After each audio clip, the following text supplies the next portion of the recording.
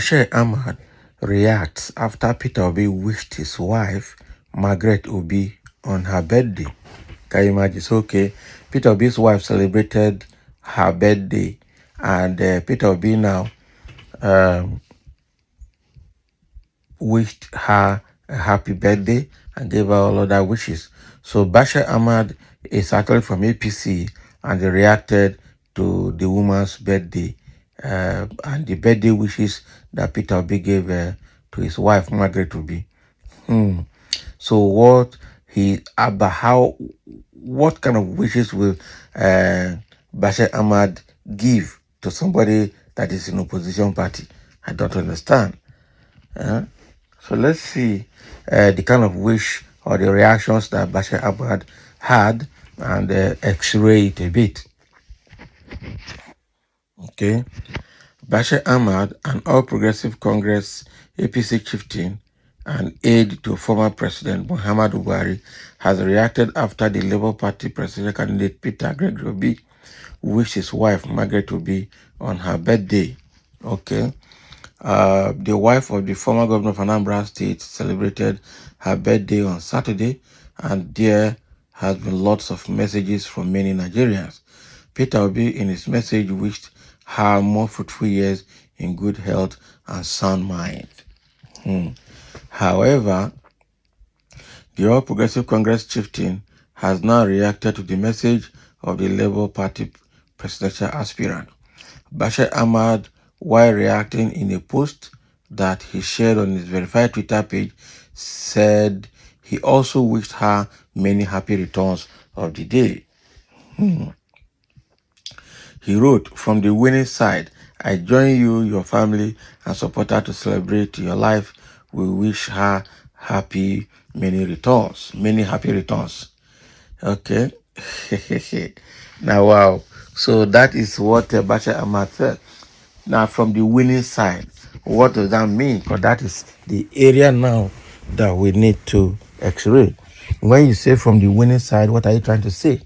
That Peter Obi and the Labour Party and his family are on the losing side. So from the winning side, is that how to celebrate your winnings? Okay. Now, since APC has been winning, they won at when the INEC chairman declared Tinubu winner. They could not celebrate it openly. I tell you, they couldn't even hold the party. They couldn't do anything. They couldn't celebrate it for everybody to see. Now the tribunal, they have rigged the tribunal again, and they still can't celebrate it openly. So now that somebody else is doing a birthday or celebrating her birthday, you are coming to celebrate her birthday with you saying you are from the winning side. So have you actually won? Has APC actually won? That is the question we need to ask. Did you actually win the general election, or did you actually win at the tribunal? Because the same way the election was rigged, the same way that Mahmoud Yakubu was used to announce a false winning, is the same way they have also rigged the tribunal. Almost everything they said at the tribunal were all not binding, and a lot of people even slept because it was all rubbish. And now that the judgment has been released in the hard copy, we are now seeing the APC watermark on the judgment document, meaning that it was written by APC lawyers. It was APC that wrote the judgment and gave to Justice Samani to read as judgment. It means that the 5-man panel of that tribunal didn't do any job, or they just wrote it for them to read and say, read it, nothing will happen. Why am I saying all of these things? If at this moment Nigerians rejected the outcome of the election, Nigerians are also rejecting the outcome of the tribunal judgment, it means that APC didn't actually win. They are just using mechanical means, rigging and fraudulent means to remain in power, to cling to power. And how long will that continue to be? Because what we have seen, Bashir Ahmad, who is in APC and was a key player in Buhari's government. So we saw Buhari government was the worst ever in the history of Nigeria and failed woefully and threw Nigeria into the lowest abyss ever in the history of Nigeria.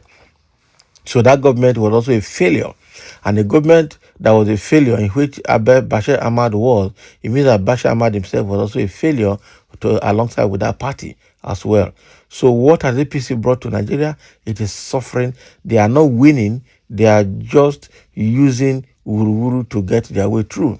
And the way it is, they are going to do more wuru to sustain it. They are going to do more wuru to retain power, just like they did in this general election that was conducted in February 25, 2023, and also the outcome of the tribunal judgment that they had.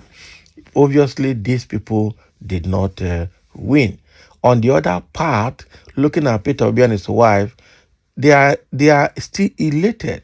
One thing about Peter Obi that I've seen is that he never allows situations to break him down.